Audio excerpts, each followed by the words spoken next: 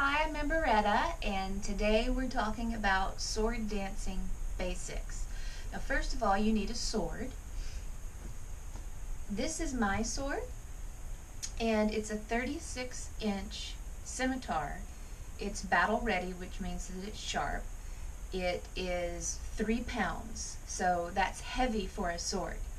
I'm 5'8", and I like to be able to bring the sword in and spin it like this. If you are significantly shorter than me, then it may be difficult for you to spin a sword that is this large, and you may want to buy one that's a little smaller and a little lighter. If you do that, then you're sacrificing weight, and the weight of my sword is what allows me to dance the way that I do.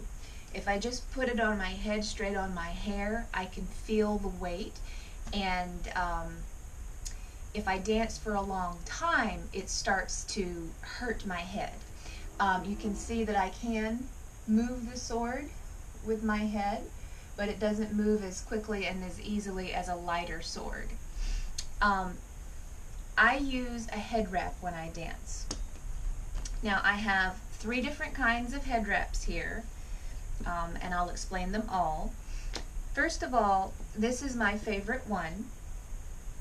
The fabric that I have here is Egyptian Asute, and it is the best fabric that I have found. It's also very expensive and difficult to find. The second best fabric that I have found is velvet. There's something about having one way be soft and the other way feel scratchy. I think that makes it comparable to the Asute. Now, to start with, I get an old sock and I cut the ankle of the sock. So this portion here is just the ankle part of the sock, and you can see it fits perfectly across the top of my head. So I take the old sock and I sew a suit over it. On my favorite head wrap, you can see I've actually brought the suit all the way around and sewn it over the sock so you can't see it, but you don't have to do that. One of my students got really creative because she didn't want to use so much Asute, and she cut the Asute about right here at the top of the ear, and then she attached a different kind of fabric. It was black lace in her case, and she used that to be the part that comes around your head and ties at the base. So I just take the headband and tie it at the base of my neck.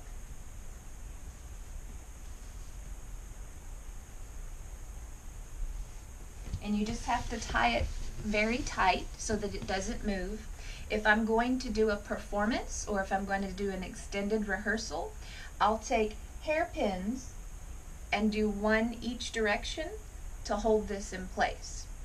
And then when I put my sword on top, it's sitting in the same place that would have sat on my hair, only now I have extra padding.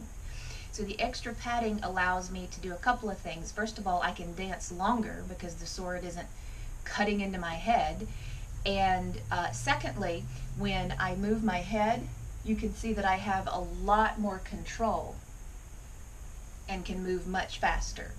So if I was going to spin really quickly, you see, it's no problem at all. And that's because I have a little padding.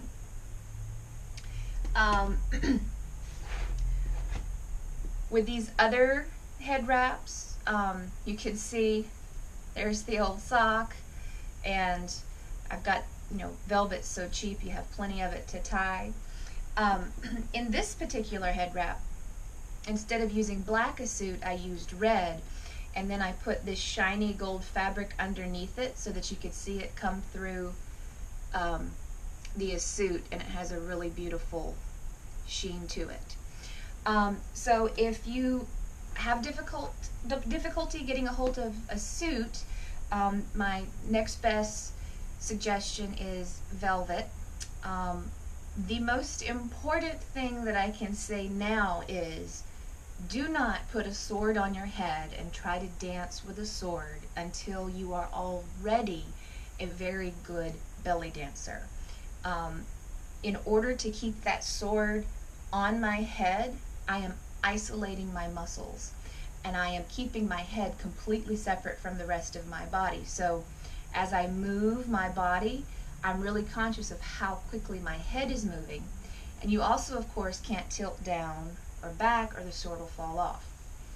Another note of caution: when I first started dancing with swords, I was in a group, and a friend of mine did something very similar to what I just did, where I was moving very quickly. And the sword came off her head just like this and stabbed her in the butt, and she had to have stitches. So remember, when you're sword dancing, that you are not dancing with a toy.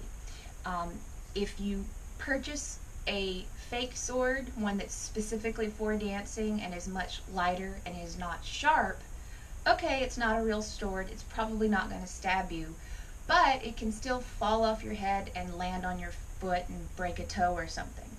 So safety first, make sure that you're isolating and take good care of yourself and your sword. Happy dancing!